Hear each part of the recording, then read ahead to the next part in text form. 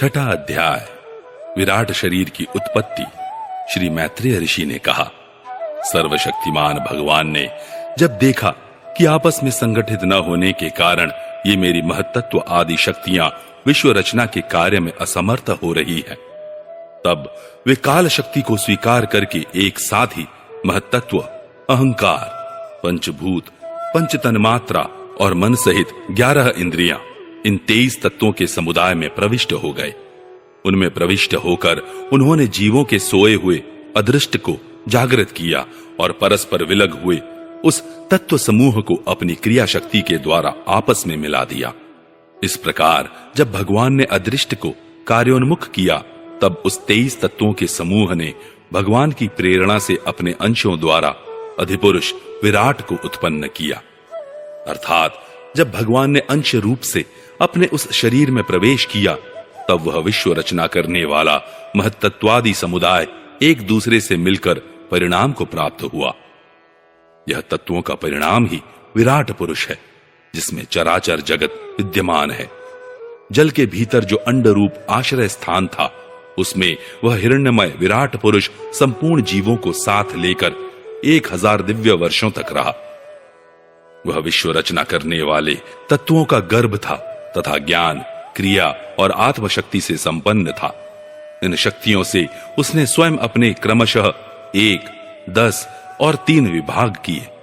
यह विराट पुरुष ही प्रथम जीव होने के कारण समस्त जीवों का आत्मा, जीव रूप होने के कारण परमात्मा का अंश और प्रथम अभिव्यक्त होने के कारण भगवान का आदि अवतार है। यह संपूर्ण भूत समुदाय इसी में प्रकाशित होता है। यह अध्यात्म, अधिभूत और अधिदैव रूप से 3 प्रकार का, प्राण रूप से 10 प्रकार का और हृदय रूप से 1 प्रकार का है।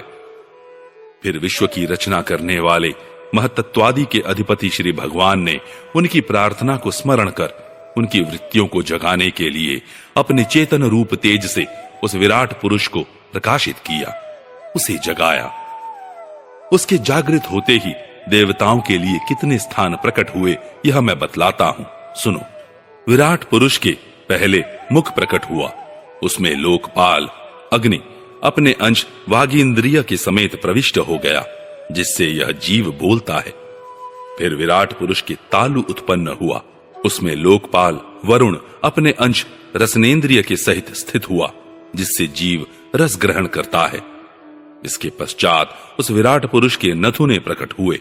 उनमें दोनों अश्विनी कुमार अपने अंश घ्राणेन्द्रिय के सहित प्रविष्ट हुए, जिससे जीव गंध ग्रहण करता है। इसी प्रकार जब उस विराट देह में आंखें प्रकट हुई, तब उनमें अपने अंश नेत्रेंद्रिय के सहित लोकपति सूर्य ने प्रवेश किया, जिस नेत्रेंद्रिय से पुरुष को विविध रूपों का ज्ञान होता है। फिर उस विराट विग्रह में त्वचा उत्पन्न हुई। उसमें अपने अंश त्वगिंद्रिय के सहित वायु स्थित हुआ, जिस त्वगिंद्रिय से जीव स्पर्श का अनुभव करता है। जब इसके कर्ण छिद्र प्रकट हुए, तब उनमें अपने अंश श्रवणेन्द्रिय के सहित दिशाओं ने प्रवेश किया, जिस श्रवणेन्द्रिय से जीव को शब्द का ज्ञान होता है। फिर विराट शरीर में चर्म उत्पन्न हुआ। उसमें अपने अंश रोमों के सहित औषधियां स्थित हुई, जिन रोमों से जीव खुजली आदि को अनुभव करता है। अब उसके लिंग उत्पन्न हुआ। अपने इस आश्रय में प्रजापति ने अपने अंश वीर्य के सहित प्रवेश किया, जिससे जीव आनंद का अनुभव करता है। फिर विराट पुरुष के गुदा प्रकट हुई। उसमें लोकपाल मित्र ने अपने अंश पायु इंद्रिय के सहित प्रवेश किया, इससे जीव मल त्याग करता है। इसके पश्चात उसके हाथ प्रकट हुए। उनमें अपनी ग्रहण त्याग रूपा शक्ति के सहित देवराज इंद्र ने प्रवेश किया। इस शक्ति से जीव अपनी जीविका प्राप्त करता है। जब इसके चरण उत्पन्न हुए, तब उनमें अपनी शक्ति गति के सहित लोकेश्वर विष्णु ने प्रवेश किया। इस गति शक्ति द्वारा जीव अपने गंतव्य स्थान पर पहुंचता है। फिर इसके बुद्धि उत्पन्न हुई। अपने इस स्थान में अपने अंश बुद्धि शक्ति के साथ वाक्पति ब्रह्मा ने प्रवेश किया। इस बुद्धि शक्ति से जीव ज्ञातव्य विषयों को जान सकता है। फिर इसमें हृदय प्रकट हुआ। उसमें अपने अंश मन के सहित चंद्रमा स्थित हुआ। इस मनः शक्ति के द्वारा जीव संकल्प, विकल्पादि रूप विकारों को प्राप्त होता है। तत्पश्चात विराट पुरुष में अहंकार उत्पन्न हुआ। इस अपने आश्रय में क्रिया शक्ति सहित अभिमान ने प्रवेश किया। इससे जीव अपने कर्तव्य को स्वीकार करता है। अब इसमें चित्त प्रकट हुआ, उसमें चित्त शक्ति के सहित महत्त्व स्थित हुआ। इस चित्त शक्ति से जीव विज्ञान को उपलब्ध करता है। इस विराट पुरुष के सिर से स्वर्गलोक, पैरों से पृथ्वी और नाभि से अंतरिक्ष उत्पन्न हुआ। इनमें क्रमशः सत्व, रज और तम, इन 3 गुणों के परिणाम रूप देवता, मनुष्य और प्रेतादि देखे जाते हैं। इनमें देवता लोग सत्व गुण की अधिकता के कारण स्वर्गलोक में, मनुष्य और उनके उपयोगी गौ आदि जीव रजोगुण की प्रधानता के कारण पृथ्वी में तथा तमोगुणी स्वभाव वाले होने से रुद्र के पार्षद गण दोनों के बीच में स्थित भगवान के नाभि स्थानीय अंतरिक्ष लोक में रहते हैं। विदुर जी, वेद और ब्राह्मण भगवान के मुख से प्रकट हुए। मुख से प्रकट होने के कारण ही ब्राह्मण सब वर्णों में श्रेष्ठ और सबका गुरु है। उनकी भुजाओं से क्षत्रिय वृत्ति और उसका अवलंबन करने वाला क्षत्रिय वर्ण उत्पन्न हुआ, जो विराट भगवान का अंश होने के कारण जन्म लेकर सब वर्णों की, चोर आदि के उपद्रवों से रक्षा करता है।